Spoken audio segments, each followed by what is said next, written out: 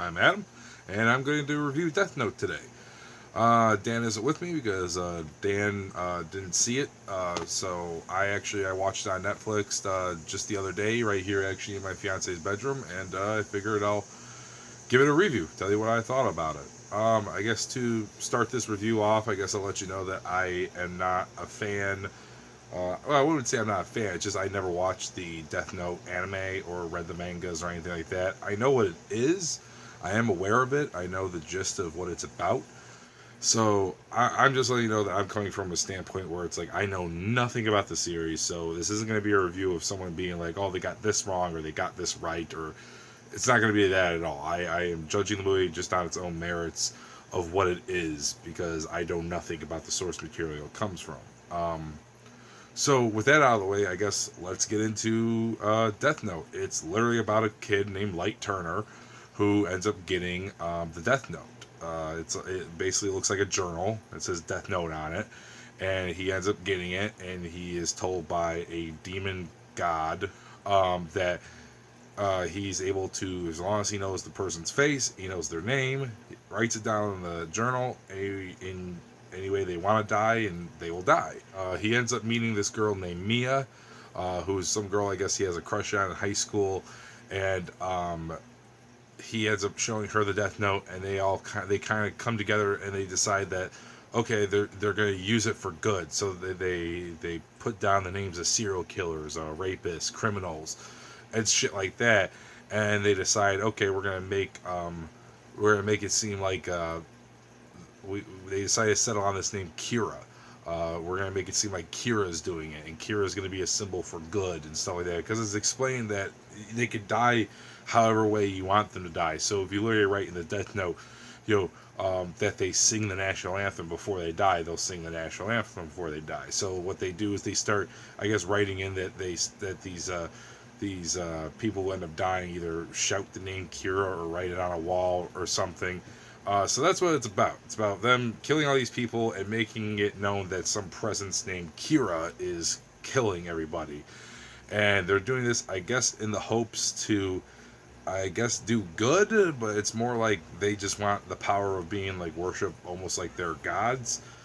I guess the first thing I'll say is that Willem Dafoe as the god of death, he is fucking fantastic as this character. I have no idea if this is a good representation of this character, but Willem Dafoe does a great job as this character. It's like it's a CGI character. I believe it's completely CGI. I believe he did motion capture for it, but it looks good, and he looks menacing, and he looks really cool. Like he's this fucking demon with fucking sharp teeth and fucking glowing eyes. He's got fucking porcupine spikes and shit like that. He's just an all-around cool design, and putting Willem Dafoe's voice on that character is a fucking match made in heaven, I think, in my opinion. It was a really good match. I loved hearing Willem Dafoe's voice with that imagery because it worked out very well. And he's a very interesting character, and that's probably the best thing I could say about this movie is that performance.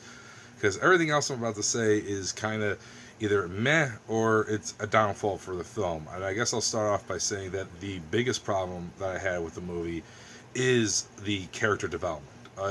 That is essentially the biggest problem because we have so many characters in this movie. We have Light, we have his girlfriend Mia, we have the character of L, we have Light's father.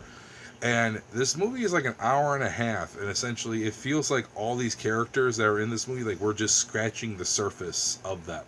We don't really get to know a whole lot about them, and that's frustrating for a film, that features essentially just these main characters, and yet, like halfway through the movie, I couldn't tell you anything about any of them other than just the basic ideas of what they are. Like Turner, okay, he's got the Death Note. Mia, okay, I guess that's his girlfriend. Like L, he's investigating it. Like that's about all I know. We don't really get to know these characters all that much, and that's kind of the biggest problem with it.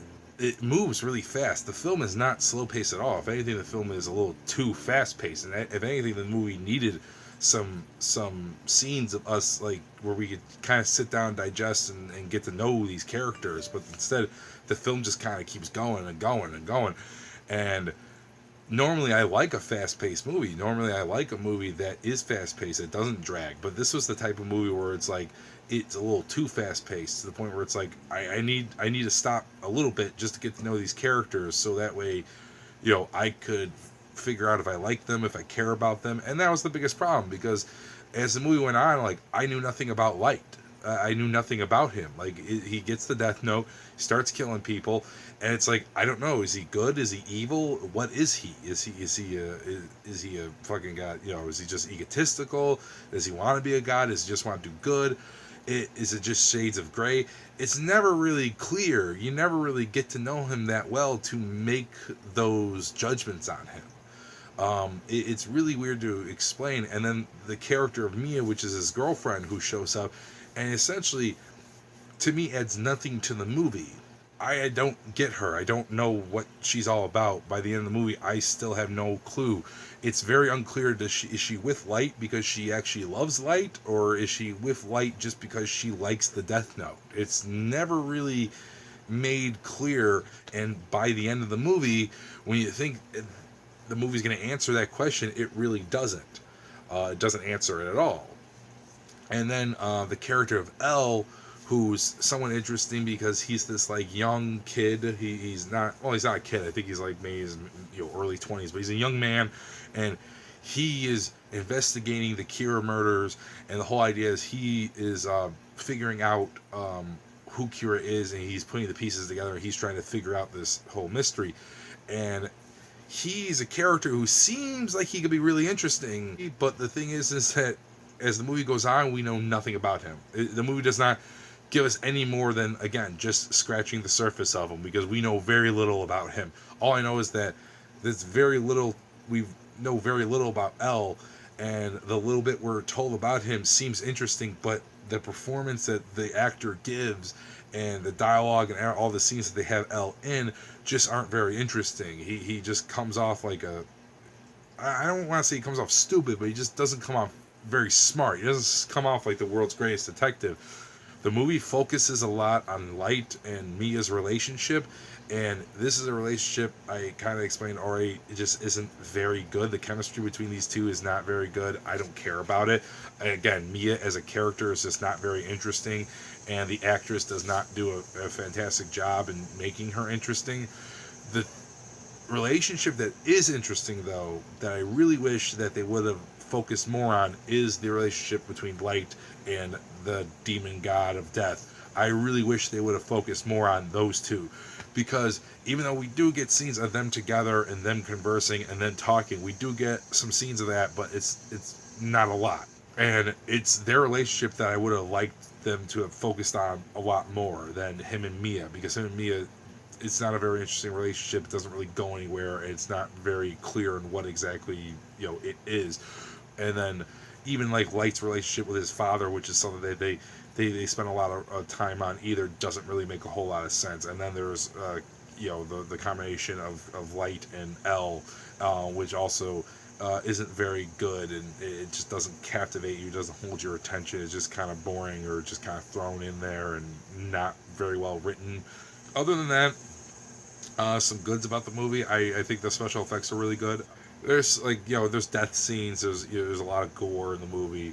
There's some special effects. There's a part where they're on a Ferris wheel that's collapsing and shit like that. And the special effects and everything are really good, especially for a movie. For a movie that was made to not be put in movie theaters, a movie that was made just for Netflix. It's a really good production value. I actually really like the ending of the film. The ending of the film is actually really good. It's not much of a twist or anything. It kind of leaves the film open up to a sequel, which, again, if they make a sequel, maybe they could expand upon these characters a lot more. Maybe they could make a lot of this make a lot more sense. It doesn't really have a horror tone to it at all, so I wouldn't categorize this as a horror movie. It's not really a horror movie, but it definitely has a very dark comedy-esque feel to it. Death Note, again, I can't say, if you are a fan of Death Note, if you watch the anime or you read the mangas, I can't tell you if this is a good representation or adaptation of it. All I can say is that it's supposed to be an American version of that story. All I can say is that it's a film that has a lot of problems. And the biggest problem with it is the fact that we don't tend to get to know the characters very well, and the little bit we get to know about them just seems like we're just scratching the surface on them. They seem like they could be interesting, but the film does not push itself or dive deep into them enough to make them interesting. Willem Dafoe as the demon is definitely the best part of the movie. He's definitely the highlight. Um, the film has a really weird tone in it. If you don't really like the weird, dark comedy elements of something like this, you might not like the movie. The film does have some really good moments. The film does have really good cinematography. I really like the editing. I really like the special effects. But like I said, the main problem with the movie is the characters and us not knowing them enough. Not enough character development. Overall, I don't think it's a bad film. I definitely... It's on Netflix. If you have a Netflix account, I would say if you have any interest in Death Note, give it a watch. I'm going to go ahead and I'm going to give it a 5 out of 10. I don't think it's a terrible film. I think it's an average film. I really think that there's shit in it that they could have done a lot better. I really think there's a lot of elements that they could have fucking expanded upon. I really think that this film could have been much better, and unfortunately it just doesn't get you there. Unfortunately it just kind of falls short of being more interesting than it is. So that's gonna do it. Thanks for watching. Please subscribe to the channel. Please thumbs up the video if you like it, and please leave a comment and let me know what you thought of Death Note. Maybe you're a fan of it, and you could shed more light on some of these characters or what they got wrong or what they got right. Stuff that I can't discuss because I never saw the anime. I never saw the anime. I never read the manga. So maybe you could help me understand more of this. Once again, to recap, I give Death Note a 5 out of 10. Definitely, if you have a little bit of interest in it, if you have a Netflix account, give it a watch. You might like it. Other than that, that's going to do it for me for now. I'll see you later.